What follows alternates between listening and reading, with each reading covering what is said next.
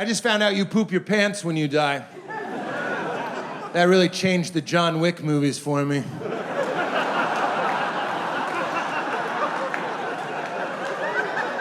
Get out of that room, Keanu. The fight's over. Seek fresh air. We're almost done, by the way. You're gonna be farting in your car in like 10 minutes.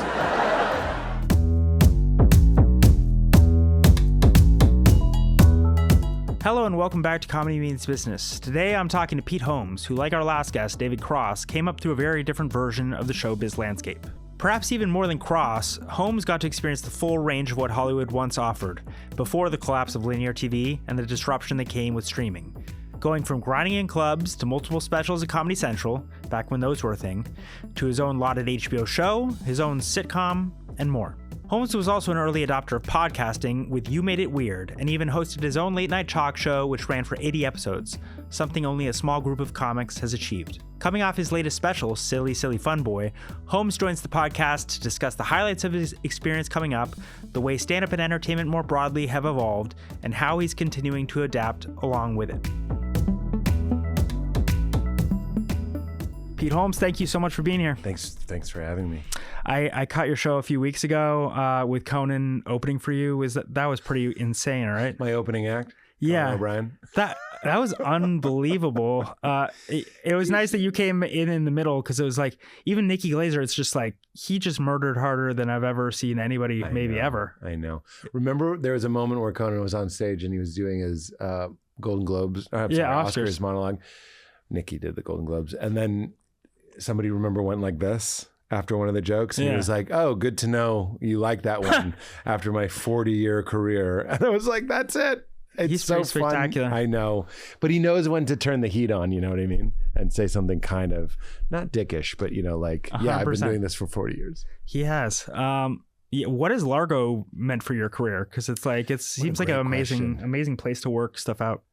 That's a great question, because I don't think I've been asked that, and I've wanted to be like, I think I'm going to answer it like this, right? Yeah. I look at comedy like a cactus at this point in my career. I try to water it just as little as possible. I'm really trying to dial it in. How can I have as much of a normal life and be with my wife and my daughter as much as I can, and kind of have just like normal stuff, but still do comedy. Mm-hmm. And I'm like, wow, we're releasing this new special. I have this new hour. I'm touring, so there's already a new hour, and there's the notes for the hour after this hour. And I'm like, okay, we're in shape. Wow. So I'm saying this not as a flex as much as I'm like, there's different ways to do it. There are a lot of comics that I know that are in the camp of like, you should perform 3-4 times a night. Like, right. That's the way to do it. And I'm like, did you ever do that? I did. That was the way back when you were like maybe in New York, or for the first 10 years. Yeah. I was performing every night and really grinding it out. But like, that's your ascent. And then you reach a cruising altitude. A lot of people in the cruising altitude never cruise. They just keep trying to, it's like American corporations. It's like, if you're not growing, you're dying. Right. I'm like, well, what about just being Fanta? Like, can't you just be Fanta? Hey, I'm grape, I'm orange. Like, do you want one of those? So I love your interest in like product. Like, you did a whole thing about candy. I have a thing with Fanta. I have to say that, actually. Okay. I'm just kidding. The candy clip. Yeah. That was, you did that at that show. Well, that's a good example, which right? was a lot of fun. I appreciate that. So the reason I bring up my productivity is I'm like, you could put my productivity against a comic who goes up every night, and it would be pretty much the same. There's not really much better than an hour every year or so, unless you're like Chappelle, but like once every year and a half, new special. But why? Because I really took a moment to be like, but I don't perform that much, because if you perform too much, it starts being a drag. Yeah. So much of what I'm trying to do up there is have fun and be present and be silly. And if I just like grind it out, like, I don't know, like a rock polisher, I'm just like going, it's a good way to build your chops, but it's not a good way to stay in love with your routine. And I was like, what is it? I was like, it's Largo. And I was like, I owe so much to Flanny, who's the owner of Largo, Mark Flanagan, changed my life. And if I had known, I did Largo a couple times, And then Flanny was like, do you want to do a monthly show? And I've been doing that for like 10 years or something. Wow. And I was like, that's what it is. Like, I don't think that many people are that interested in the secret sauce of how I'm producing at a level that I want to produce while also having a normal life. The answer is Largo. That's what we're here for. Yeah. Oh, is it really? Yeah. It's this is the business of comedy. So I'm very fascinated in like in what it looks like for each person. And so, yeah, like what exactly does the touring look like for you? Or like the building of an hour? Cause you live outside of LA now, yeah, right? I live about 90 minutes north of LA. Yeah.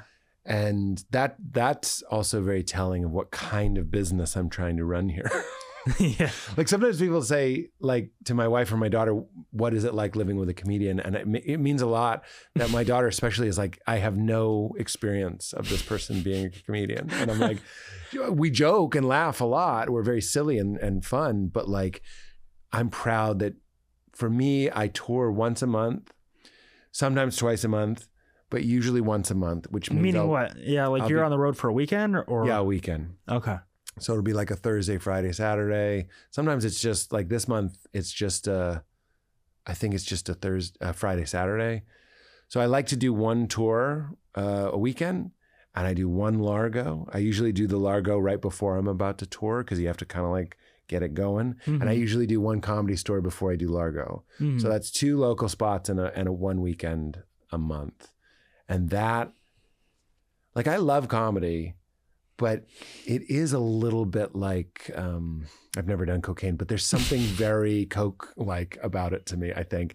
It totally, really, it's a rush. After your show, it's just like, I was just in a head space, you know? You're just like, whoa. And it's not just affirmation. I think people are like, oh yeah, they're clapping for you. It's actually like connection and understanding, and it's like surfing. There's like this trying to find the right flow to like cut into it. And if you do it just right, it's the best feeling in the world.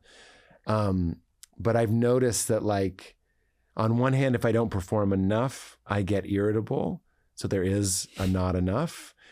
And I love my wife so much. We'll be at dinner and I'll be incapable of tuning the people out that are next to us. And I'm like neurotic. Like, I'm like, this fucking, you know, she's like, Pete, you need to do a set. Like, she'll say that. She's like, you haven't done a set in a while. Mm-hmm. So I can push it too far. Not just to make material, but just to be a healthy person. Yeah.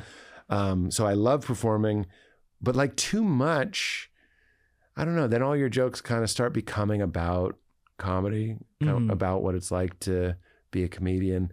And the richest jokes for me come in times of quiet, or they come from being a regular friend. Life experience. You have to have a life worth commenting on. Right. You can't just be commenting on, I think when you're 20, it's fine. But like W. Kamau Bell did my podcast and he was like, he doesn't mean this, but like, it's good when comics have kids. It's good when comics get married. It's good. Like, and I'm not even advocating any of those things. I'll just say for me, that was true. And Kamau's joke was, you can't do that many jokes about what if my Xbox had a vagina. You know what I mean? Like, man, I'd have it all. And I'm just like, he's right. At a certain point you need to, or you don't need to.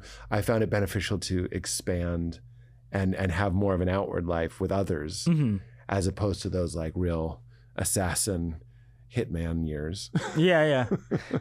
So you're talking about having something to talk about from your life experience. I mean, I was curious, like, what it feels like, because I was listening back to your audiobook in prep for this. Oh, wow. And you talk about comedians as rubber chicken people who are rubber chicken folks historically. Yeah. And like people who exist outside of something and make fun of it. But I feel like now you're sort of inside something. You're inside a marriage, you're inside a family unit. So like, how does that kind of change the dynamic?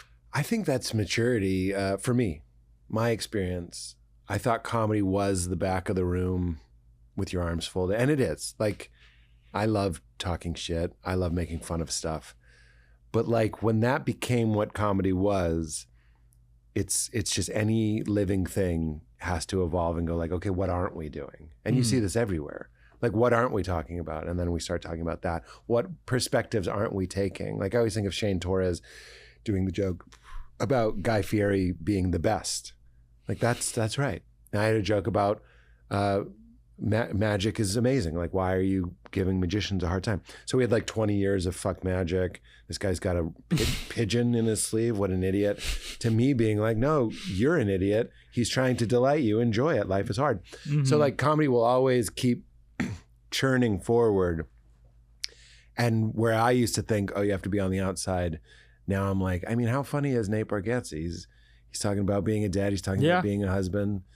And he's doing it in a new way. He's not just going like, my mother-in-law or whatever, you know? So that's exciting. It's exciting that there are new frontiers. Well, you mentioned you just released a new special, Silly Funboy. What are you proudest of with that one? And like, what were the highlights of putting that act together? I'm proud that it's funny. I know that's kind of stupid, place. But like, I think I run the risk trying to be a thoughtful person to go like, oh, these jokes are saying something, right? Maybe I'm saying something about God or the meaning of life, or I make a joke that I think is sort of speaking up for the trans community or whatever it might be. But the truth is like these jokes show up like Amazon boxes. You ever get an Amazon box and you don't remember what it is? Yeah. That's what a joke is to me. It's just something that persistently wouldn't let me forget it. Mm-hmm. Mitch Hedberg had a great joke where he's like, when I think of a joke, I write it down. Unless the pen is too far away, then I decide the joke wasn't that good, right? It's very Mitch, right? I'll do that. I'll be like, I'm not going to write that down. In the young days, I'll write a joke down the first time I think of it. Now I write down the joke the second or third time I think about it. Because I go like, if you want to be in the act, you remember. Like I put it on it. Like you fucking, I don't work for you. Yeah. You want to do that? Tell me later, I'm driving or whatever it might be. And that's how these jokes came. And they're all, in particular with this one, I've been doing comedy for like 25 years, and Birbiglia, one of my good friends, and I were talking about like, you just don't meet people that have been doing anything for 25 years. Like people don't do something for 25 years. Like if you make croissants for 25 years, I want to eat that croissant so bad. Yeah. And that was the emphasis on this special. That's why I'm talking about it so seriously. That was the emphasis. I just mean like, that's why I call it Silly Funboy. It's like, let's fucking go. Like life is rough. It's hard. It's stressful, even ordinary life. Yeah. And it's like, these are the jokes. When I did it on stage, it was like about an hour and 15. Uh-huh. We trimmed it. We edited it to make it as lean and as fast as possible to be like, I get it. It's fucking rough out here. Let's get a good laugh in. You've been through the rodeo of a special a lot. So like, what lessons have you taken from all those experiences that you bring to the new ones? I think it's what we're talking about. It's like, you can't really talk about it like something you crafted necessarily. Meaning you have to, at a certain point, go, that's the special. This is what it is. And it was telling me what it is. I know this sounds kind of like, I don't know how it sounds, but I think when I was a young man, I was like, let's try and do a special that's like this. And then you realize it's so nuanced and everybody has their own experience with it. I think a way of being more clear is I'll put out a special and the jokes that I think are like the ones that are going to blow everybody away. The ones that go viral, now you have that data point. Yeah, right? yeah. The ones that go viral are often ones that you're like, I almost cut that. You know what I mean? Like you mentioned the candy thing that we just put on YouTube. That was just fucking around. I think it's so exciting that when I'm doing a Largo show, you do a bit that I'm like, that's not special worthy, or I don't feel like doing that joke 400 times. Let's just post it. And then some of them go huge and you're like, this is fun. Those used to just get wasted. Did that change? Did you present that exactly as you had it in your mind, or did that change with because the audience was so reactive that the candy thing? Yeah, that people were yelling out stuff at you a lot at that show. So I don't know if you were like, if you were reacting in the moment or if it was like a bit you came in with. No, it was just the moment. That was the moment, yeah. It was just the moment. And I think you can tell, and I'm not making fun of myself, it's not that great. What's great about it is that we actually had a moment, me and the crowd. You were there, right? Yeah. So it's like, we were flowing, and that was special, and I'm glad you filmed it. How did you cultivate that skill? Because I mean, people maybe talk down about it, and I know it's not your focus, but like I do think it's really amazing when you have that such a command that you can just ride the wave of whatever's happening. And it's like you're channeling whatever energy is there. I think you just said it. It's like there was a turning point in my career when I recognized, it might have been like 15 years in, where I was like, oh, whatever happens is the show. Mm-hmm. You have what you want to happen. You have what you don't want to happen. But even in the mix of those two things, that is the show. And that was a real anti-anxiety for me. Meaning like, even if you're flailing, sweating, the joke isn't working. I had a moment in San Francisco. I was doing 6 shows. That's one more than I'm used to doing. I'm on the 6th show. And I think instead of bike, I started that word with a K, which is a slur. And it was an accident. Everybody knew it was an accident. And I think there would have been a time where that would have made me really freak out. But I go, no, that is the show. The mistake is I don't mean let's be racist. I mean, you seeing that I'm uncomfortable is the show. You seeing like a twinge in my eye that I'm like, oh God, I hope you know I didn't mean to say that, is the show. I didn't sweat or anything. We moved on very quickly. It was fine. Yeah. It was a sophisticated crowd. It's clearly just a jumbling of words, right? But like, let's say you are bombing. Let's say you did say something that was completely inappropriate. There's a up-leveling in maturity of a performer where you just go like, if you want to watch me crash and burn or struggle, you won't be bored. You know what I mean? Like you did see a show. And that's where my softening towards, I wouldn't call that crowd work. Yeah. Although it kind of is. I've been kind of hard on crowd work and been like, crowd work is stupid. And then I'm like, wow, these modern crowds really want it. You're so nice. You're like the nicest I've ever seen as far as like dealing with that. You deal with it in a very generous way. Like even it was a thing where my like at a comedy show probably like 8 years ago, my wife like was doing that because she's like she isn't as like proficient in the language of comedy in that world as I am, and I'm just like, no, don't do that, because she's like, oh, I'm enjoying it. It's a conversation. Right. You're like, no, it's not. No, but you handle it very well. You're correct. I almost didn't want to post that candy clip because people were like really yelling out. Yeah, exactly. I've reframed how I look at that. I'm like, I'm glad that they trust me, that they know I'm not going to be like, I don't want them doing it the whole show. Yeah. So there's what I want and then there's what happens, and it'll be a mix of those. But there's something I softened again, to use that word. I was very like, no, you're going to see my act. I'm a mechanic. I'm a technician. Like you're going to see me do excellent stand-up comedy. And then I was like, wait a minute. I started an improv. I write my jokes from improvising, like Burr. Like Burr takes a premise up and he's kicking it around. I learned that from him, and I was like, okay, I'm going to do that. So I like improvising. And then it's like a couple key things. One, whatever happens is the show. 2, you're priming them how to be.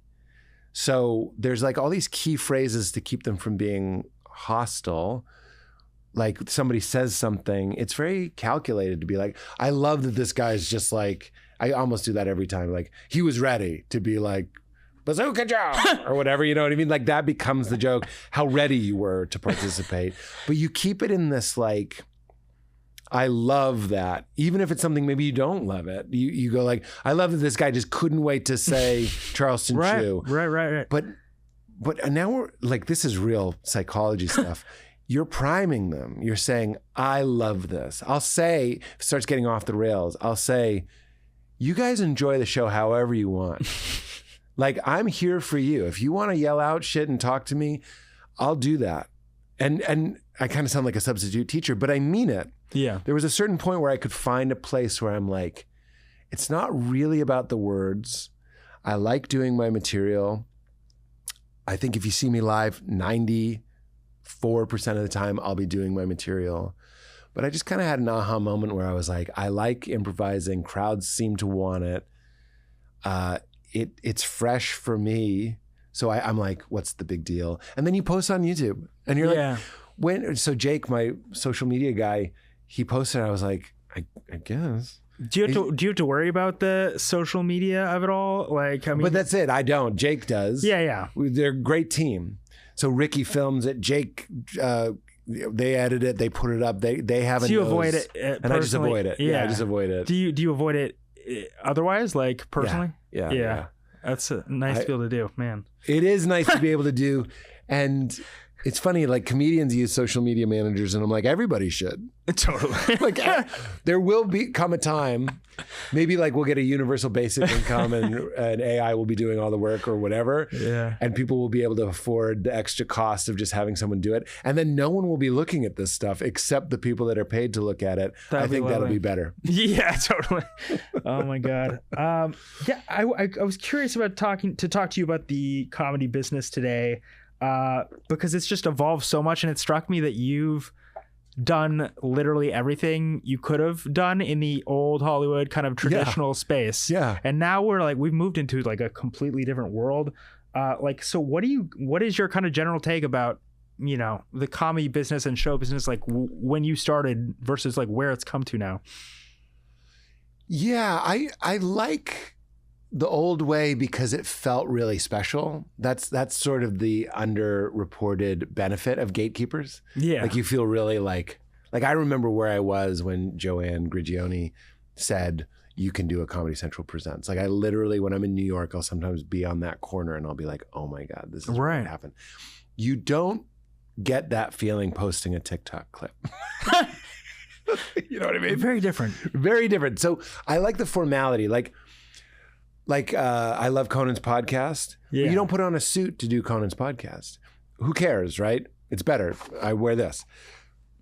Yes. And when I did Conan's show, you wear a suit. And those things make meaning.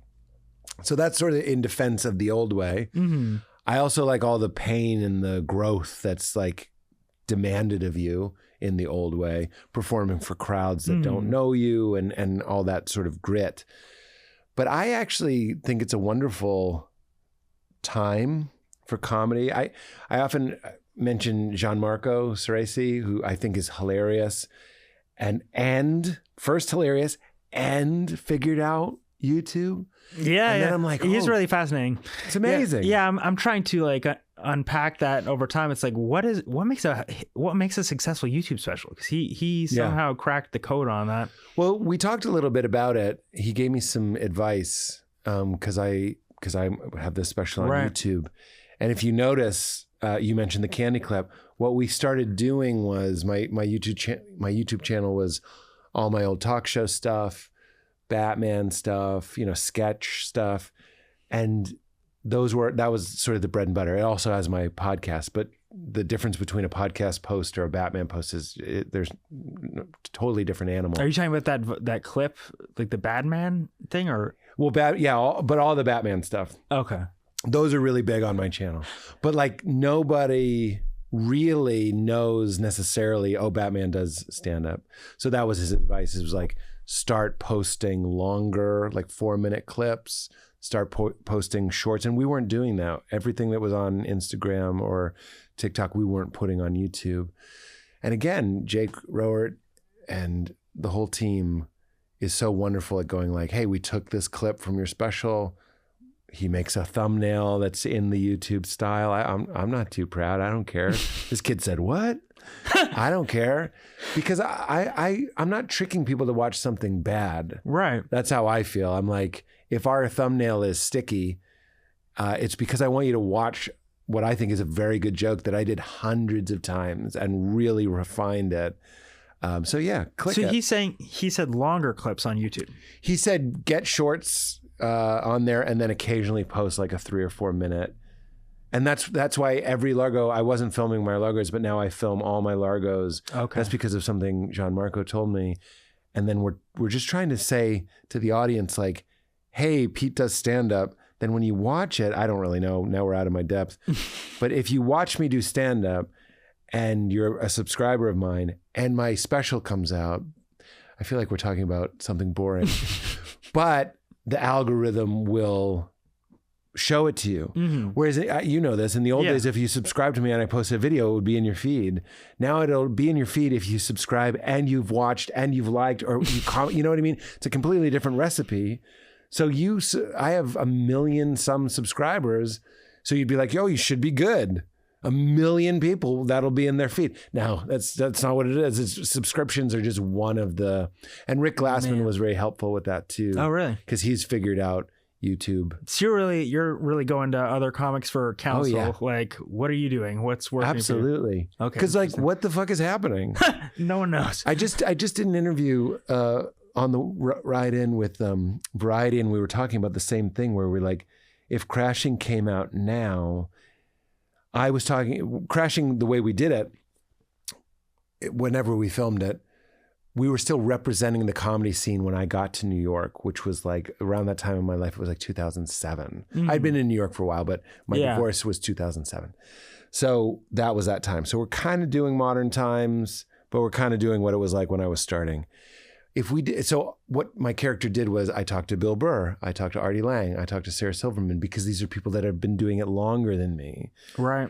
Now, if we did Crashing in looking to the younger I'd be people. talking to the young people. That's interesting. And I am an older guy. I'm 47 this month.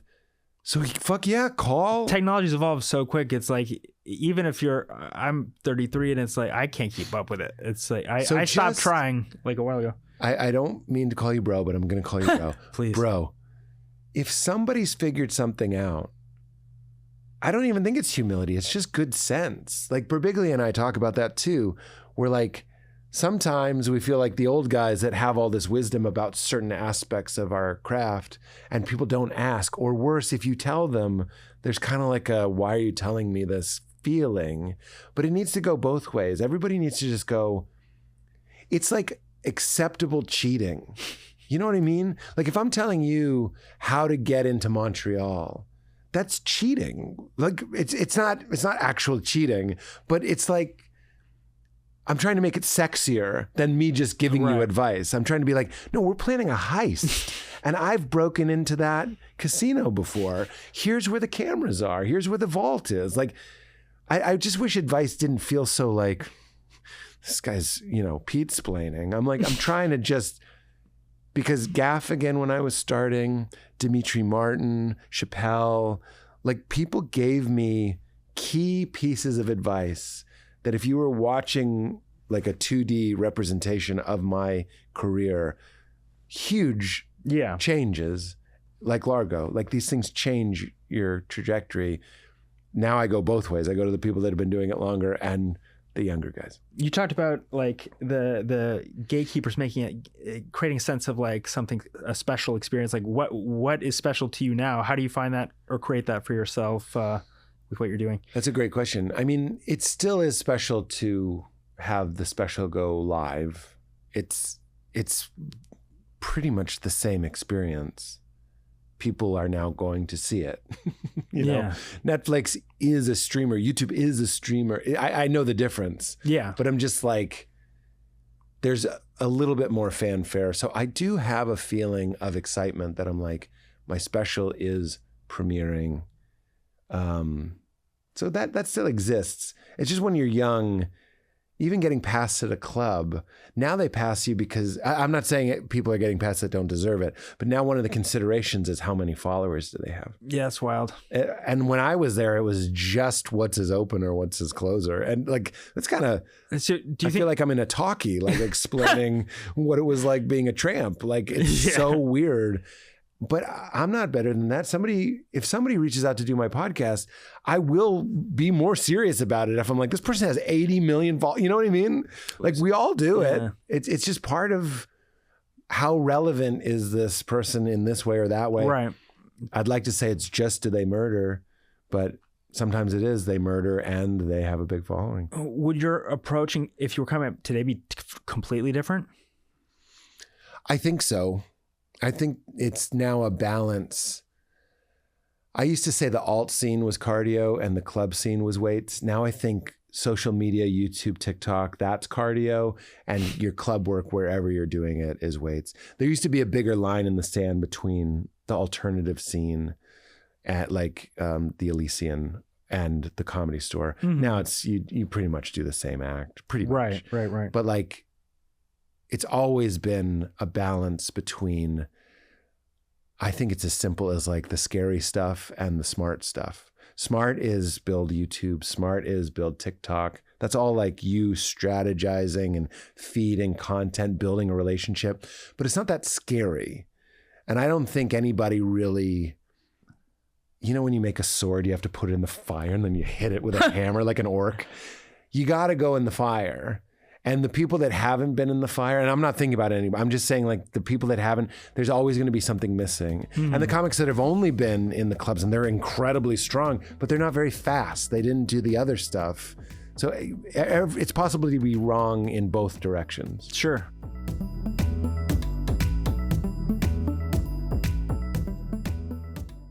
I want to ask you a few more things about coming up, like pertaining to crashing. Like, I was curious if any of these things were, or all of them were based on real experience. Yeah. Did you do? Look how prepared you are. I'm very prepared. Thank you, Matt.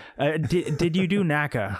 I did do NACA, yeah. What was that like? It was exactly like the show, except that the first time I did it, I didn't book a single show. So NACA is this National Association for College. Yeah. College campus activities. Campus activities. Okay. Campus.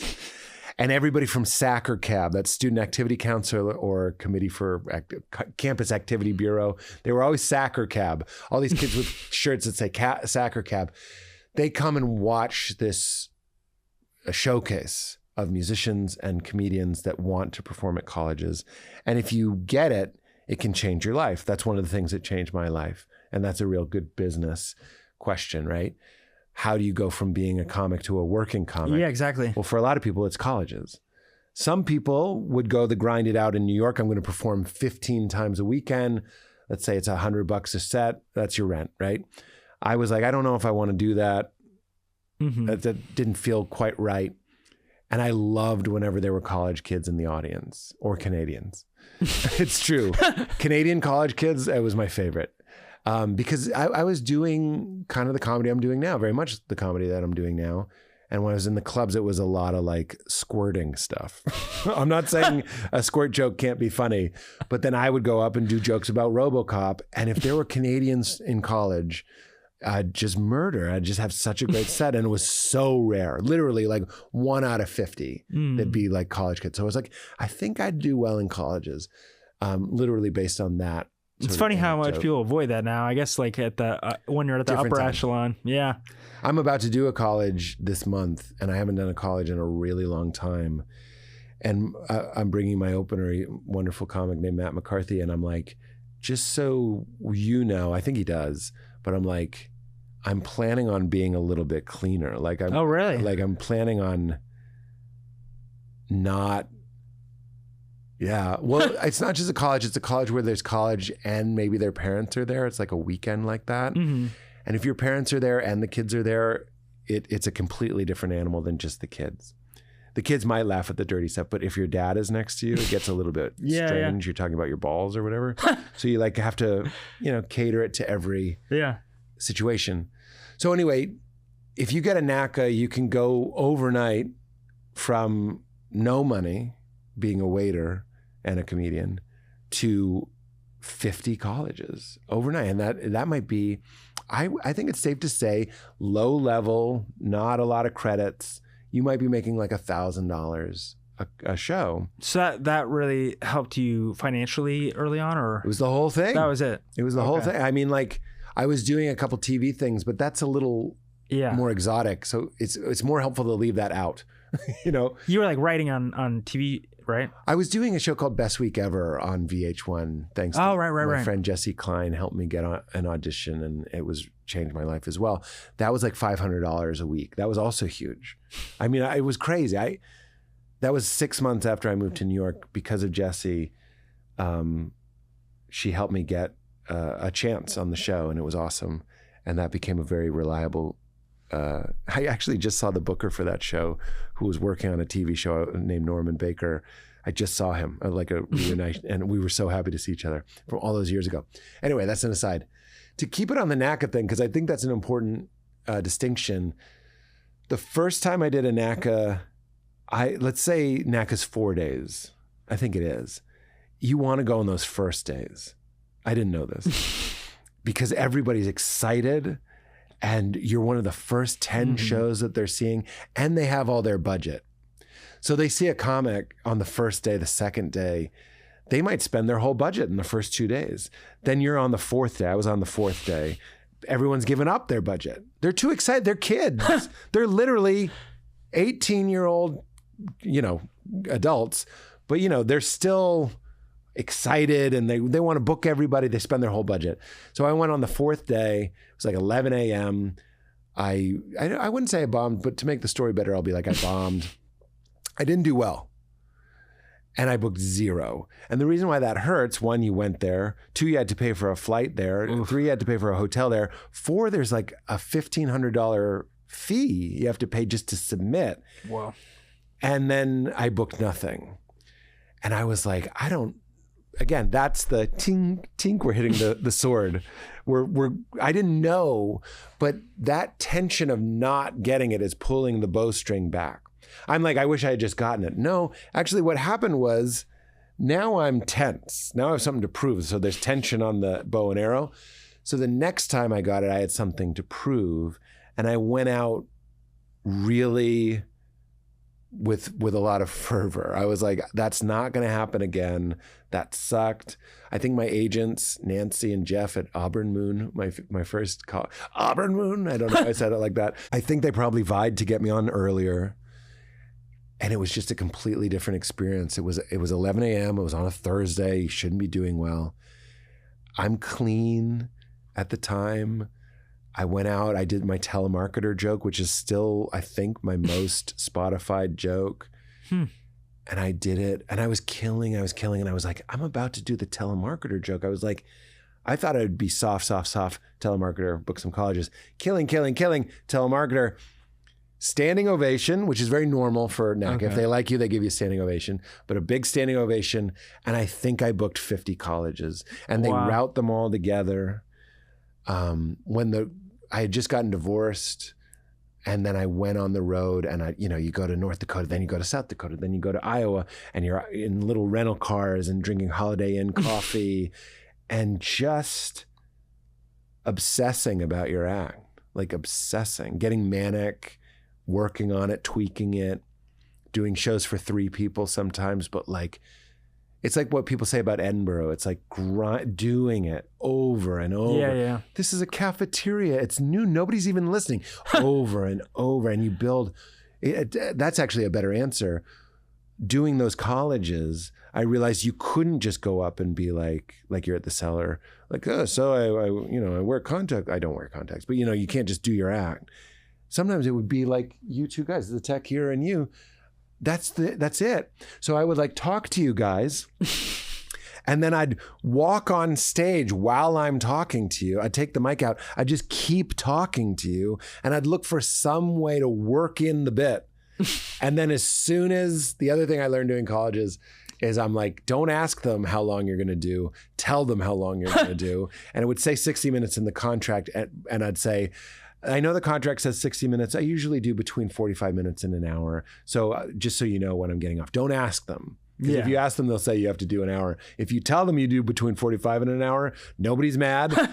Believe me, it's for everybody. Nobody wants me talking to 2 guys for an hour. 45 is right. Let's get the fuck out of here. Lightning round question. Did you really do warm up in TV? Yeah. How was that? I did warm up for The Daily Show. It was awesome. It changed my life in a lot of ways. Again, just grinding it out. I was the fill-in for Paul Mercurio, who's wonderful and still does warm up. I just saw him at Colbert. He's amazing. And when he wasn't available, I would go in. But that's what that story is based on, yeah. And then it's not a crazy unconventional one, but I just like refreshing myself. There's an episode where Pete, you play a synagogue. Like, what is the most unconventional like venue you've played? Well, that was based on, I did a show for Purim. Do you know what Purim? Are you Jewish? No. Even if you were, you might not know what Purim is. It's a festival where you part of it is getting drunk. It's really fun. Yeah. And they would have comedians. So I remember I got booked on a Purim show. It wasn't in a temple, but that was sort of the impetus for that. And I performed at my own, I went to a Christian college and I performed in the chapel there. Talk about it having to be clean. I think I said SOB once. I was riffing and I said SOB and it's like, people are like, so I would have to think more about it. One time I did a college and the elevator was behind me. So I'm doing the show and the elevator doors would come out and people would just walk out during the show. I mean, one of my first shows in Chicago, the lights were behind us. Kumail was there. He remembers, we're at the Cubby Bear in Chicago. We're doing this open mic on Tuesdays. And the lights, Matt Bronger was there. The lights were behind. We looked like Deep Throat. We looked like an informant. Like you couldn't, who puts the lights there? So we're like shadows. You're in silhouette. Yeah, we looked like, what, the Eternals? No, not the Eternals. Thunderbolts. Okay. The bad guy in Thunderbolts turns you into shadows, so we look like those. The problem with Marvel movies, when there were like 4 of them, we all knew the references. Now I have to be like, did you see that one? Yeah, exactly. It's good. Oh my God. You did the Christian comedy circuit early on? Is that right? Yes and no. That one isn't really true, and that's still on my Wikipedia, and that's still something people ask me about. The truth is, I never said that. It's in the show. People assume that it's true. Okay. I performed at my own Christian college when I was starting, and then I came back and performed there after I was a little established. So I knew what it was like to perform at Christian colleges. And we used to take our improv troupe to different churches and perform. So I was aware of what it's like performing with ventriloquists or whatever it might be. Yeah. But not to the extent that it was represented on the show. Gotcha. How did you get to a place of like really moving tickets? Like, what did that look like for you? It's a great question. I'm not just saying that. That's not like my, give me a second to think. I love that question because I started my podcast over 10 years ago. It's like 12, 13 years ago. I don't know. And when I was asking people, why should I do a podcast? Believe it or not, that there was a time. It was kind of like ham radio. It was like 2011, right? Is when I started? Yeah. Sounds right. Yeah. And Mark Maron was huge. And my show is obviously deeply inspired by WTF. I love that podcast. I was like, I'd like to do this from my perspective. And I always like to point this out with a good degree of self-satisfaction. People thought I was late. They thought I was too late. Really? Yeah. It was like when people with the Beatles, I'm not saying we're the Beatles, I'm saying podcasts are the Beatles. Right. Like guitar music is over. Remember they said that? Somebody didn't sign the Beatles. So like guitar music is over. It's done. So podcasts are like the Beatles. And somebody said, if you do a podcast, it'll help you sell tickets on the road. And all I knew about the road was what I just told you, was colleges and occasionally doing some weird show. And it sucks. If they don't know who you are, this is what sucks about it. Not all of it sucks, but if they don't know who you are, it's rough. You know, you're just kind of selling your wares. Mm-hmm. But if they know, this is what I didn't know. If they know who you are, it's incredible. So I'm like, I don't care about selling tickets. I remember saying that. I was like, I don't care about touring. That sounds like a nightmare. I want to do a podcast so I don't have to tour. Then I start doing the podcast and then you get fans, like real fans who really know you and know every aspect of you. And then when you tour, they show up. I started seeing people with like homemade t-shirts and they're saying, keep it crispy. And there was a real like, what the fuck? Community. Like, community. I remember vividly doing Bonnaroo or Bumbershoot in Seattle. And I had a live podcast and I didn't know anything about it. This is going to sound fake. I was just there doing stand-up and we also had a live podcast. I was like, yeah, we're doing it. And I'm walking to my live podcast and I'm like, what is the venue? And they're like, it's the Seahawks. It wasn't like the Seahawks festival, but like, it was like a 1,500 seater and it was sold out. And I was like, that's when it dawned on me. I'm like, what is happening? Like, I swear that's happened a number of times in my career where I don't know anything about the show and I get there and it's enormous. Wow. One time I was interviewing Stephen Colbert and I thought it was going to be like an intimate, like NPR kind of tiny desk thing. It was like 3,000 people. So I'm an idiot. I should look things up.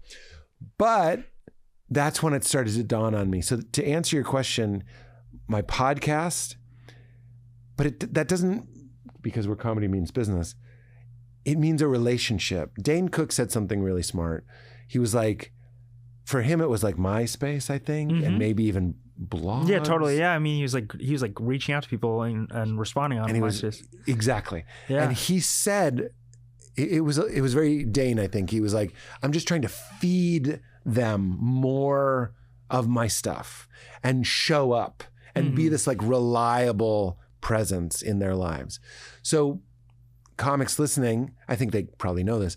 It doesn't necessarily mean a podcast, but it's something where you reliably show up. That's a relationship. It's one-sided to a certain extent, but that is what sells tickets, is like, it's not some guy. It used to be some guy who was in the movie Stripes is at the Funny Bone. I kind of like Stripes. He must be pretty good if he was in a movie. Now it's like, our friend Matt is in town. Let's go see him. Let's go check in on him. What was it? Was the podcast a bigger mover for you than like Crashing or the talk show? Like, how would you compare those as far as like influencing your stand-up numbers? Yeah, it's hard to quantify. I'll say it still seems like mostly podcast people, which is interesting. My podcast is not Smartless. You know what I mean? Sure. We do fine. But what my experience of is this podcast is incredible, because I go to Miami and I can feel them in the room. I'm like, you guys are podcast fans. So this is a weird way to answer your question maybe, but like, the people that are there for Crashing aren't going to be as lit up. Maybe they just watch the show. Maybe that's not true. But like, I feel like the podcast was first. And then the stand-up helps move tickets because they're like, that's what he does. Then Crashing and the talk show, Batman. I feel like people must be continuing to discover Crashing over time. I think so. And I hope they do. Because it really is, the internet is very timeless. It doesn't matter when we made it or put it out. But I don't really know. So when you're touring, you're doing theaters now, right? I do a blend. Okay. I do some theaters in certain markets like Portland. Oh, sorry. I was talking to the variety guy about Portland. Portland, Seattle, Boston, Austin, Chicago. These are theater markets for me for whatever reason. New Orleans. Like there's some, like, why? That's interesting. Yeah. I don't know why. You just like have huge pockets of fans. I wouldn't say it's huge, but like for some reason when we do New Orleans, we do it in one fell swoop. That might be a smaller theater. I don't know. But like a lot of places even if I could do a theater, I'd rather do a club. And there's a couple of reasons. Comedy means business. You do make more money when you do a club. But I was talking to Birbiglia. He's like, the dirty secret is the show is better in the club. Duh, totally. It just intimacy. Is. Everybody knows. And it's the thing nobody's talking about. I don't mean it's like that big of a secret, but like you go and see a comic, especially if it's 1,000, that's right. That's the right size for a theater for me. If it's 2,000, I think you've lost the narrative to a certain extent. Luckily nobody wants me to do a 2,000 seat theater. That's not true, but like it's I'd rather do 2 1,000s than 1 2,000. But once you get to like the 10, 15, 20, I'm like, I think Nate is perfect for that. Nate Bargatze, because he's doing his thing. I don't think much is lost in that experience. Yeah. But when you're a comedian like me, who's really trying to get a vibe going between me and you guys, doing a club just is better. It's a lot harder, usually, but it's a lot more rewarding. It's also just harder doing it to make more money. As I said, doing a club, you have to do 6 shows, or you could just do one theater, make less money, but like save your voice, save your body. Like I'm literally like a 47-year-old thing. I'm like, Jesus Christ, I can't be standing this long. Standing is too much. But the club is a better show. It needs to be a really excited theater to be like the special we filmed in a theater. So there's places for good theater shows. Yeah. And they're a little bit more conducive to specials because there is that detachment. And when you're on a show, there's a detachment. So a theater experience is more like a special. But in a club, I don't know, they're right there, man. They're right on top of you. Right. I wanted to ask you about the sort of like the disappearance of Comedy Central as like a force incubating talent, because you're someone who came through that. Also, you had multiple Comedy Central specials. Like, do you think the industry still knows how to like help facilitate like breaking a comedian, or is it all on you? Because it's like I've just seen a lot of opportunities for incubation kind of go away, and it seems like a harder environment, like even at Netflix or whatever. It's like you used to see the stand-ups, verified stand-up or whatever. It's like a bunch of like short sets for comics. Now you have Don't Tell, but I'm curious about your thoughts. No, I think the reason why things like Don't Tell emerge is because they're filling a gap, like something is missing and we need that. It's, you know what it is it's UPC symbols on your album. Like we used to have CDs. And I don't mean to sound like Andy Rooney. I'm just saying, like, I remember my first album was released on CD and it had a UPC symbol. I remember Mulaney's album on CD and like I being like, look, there's a UPC symbol. What is on UPC? It. Like, it's that barcode that you scan. So it just looks real. Like you said, legitimate. Mm-hmm. So much of art, so much of life is like, will someone please tell me I'm legitimate? So the barcode on an album or Comedy Central saying you can do premium blend, then you can do your presents, then you can do your hour. Not only did that like motivate you to strive for those things, like you knew what you were aiming for, but it marked your place in a community, for better or worse. I mean, maybe it was dispiriting to some people, like Chris Fleming, who I think put out the best special of last year. It's just incredible. I'm sure Chris Fleming might have had a hard time getting on Premium Blend when I got on Premium Blend. I don't know. I can't say that for sure, but like maybe that could have broken some spirits as well as bolstered others. But yes, the answer to your question is, I think there's something lost when you can have a viral clip. I think that's awesome, but having someone whose job it is to like discern what's good and what's not good, not only does it make you feel good, but it actually changes the kind of the shape of what comedy is. Mm-hmm. I wanted to talk about your experience with Crashing and with the Late Night Show. We're a little short on time, so I'll kind of compress it a little bit. Like, what do you think what were like the best aspects of those experiences? What were the biggest sort of Late Night Show? The Late Night Show and Crashing, like what do you learn from doing those things? And like how did they change maybe how people perceived you? Did it open the door to things like, what was it? What was the experience? I think what I learned in both of those is that show business is doing things when you don't feel like doing them. That's actually what I would call show business. So again, I think I've been very clear. I like the online stuff. I think TikToks are great and all of it. But the difference is like you make a Vine, you make a TikTok, you make a Instagram, whatever. When you feel like it, you feel inspired sometimes. When you feel inspired, you have an idea, you're laughing with your friends, you film it, it's all fun. To me, the thing that's missing there is I don't care if you feel funny. I don't care if you didn't have much lunch. I don't care if you didn't sleep well last night. In this scene, Pete is happy and Pete is well rested and Pete is well fed and Pete performs a set and he does well. So show up. That's the show in show business, is show up. Like you have to fucking hit your mark, find your light, say the thing. That's the skill. That's what Conan taught me on the talk show.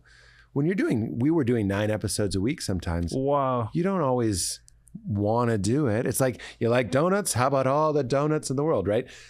That's so cool, you have though. to You're like, figure it out. You're on a very short list of people who got to do that.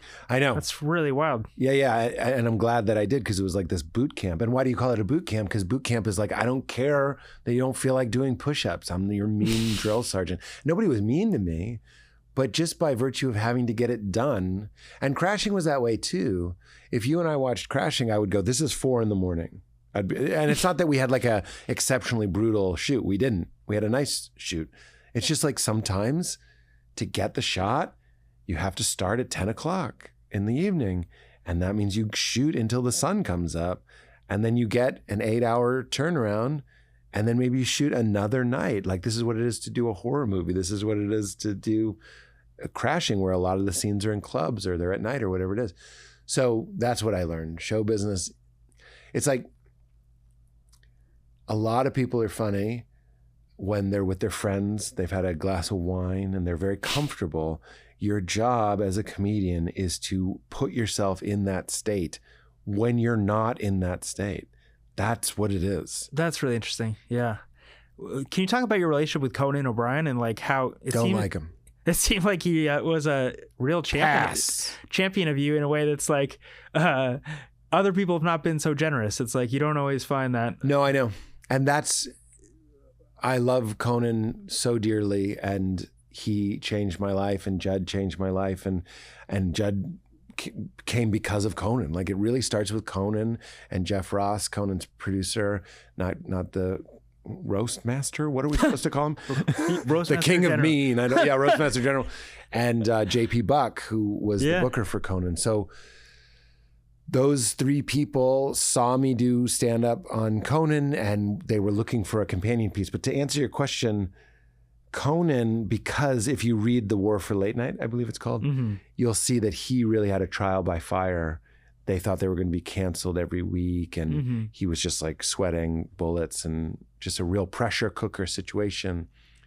And whether or not he said it explicitly, I felt that he was trying to fix that situation, where he wanted to prove to himself and to me, I don't know, that you could do it nice, that you didn't have to be rough. You didn't have to hold a sword over somebody's head. You could just, he wanted the show to be guaranteed to run for years. He told TBS, he was like, let's do it. And I want you to tell him he's going to be on for 2 years. Cause he's like, it takes these things 2 years to find themselves. Like, right. He knows that about TV. That's sort of the curse of our time, is like shows get 12 episodes to figure it out. Back in the day, impossible. Yeah, it took like 40 episodes of Star Trek: The Next Generation before they even fucking had one good one. You know what I mean? Like, that's a fake example, but like these serial shows needed time to find themselves. It's not entirely fake; it's true about Star Trek. But he was not only helping me; he was sort of, to use a modern term, he was like reparenting himself. Yeah, he was like, "What if we did this properly?" Yeah. And he was very, very kind. I missed a point I wanted to ask you about podcasting. I wrote recently about like, I've just been observing what's happening with podcasts, and it's interesting that they are now being like acquired en masse by like these streaming services. And the observation I had... Is it more than Netflix? I mean, Hulu just has dipped their foot into it, and Tubi's doing it, but not. It's mostly like true crime. I just feel like it's going to be increasingly you're going to see that. But I noted that comics weren't really among those who were very like, let's go, like because they've spent years building these things, like you probably on YouTube. So I was curious what you think about that, like as a business proposition, and like what's happening with streamers entering that space. Yeah. We're at the place where I'm like, I would love to be. You would do it because more people would see it. I'm really proud of our podcast. I'm really proud of the size of our podcast, but it is amongst the best stuff that I think I've done. There are certain episodes where I'm like, not only was it funny, but we captured on mic or on camera the moment where somebody figured something out. Usually me, like something changed, understanding occurred. Yeah. Or healing, without, at the risk of sounding kind of Oprah, but there's something shifted, and it happened on the show. And we riffed till we laughed to tears.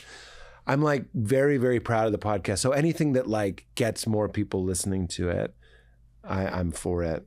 What is your thought right now as far as like film and TV? Like, did the experiences you had give you a hunger to keep going down that road? Or like, it seems like you are developing stuff in the background, but like, how do you feel about that? And what is your approach to that sort of side of things now?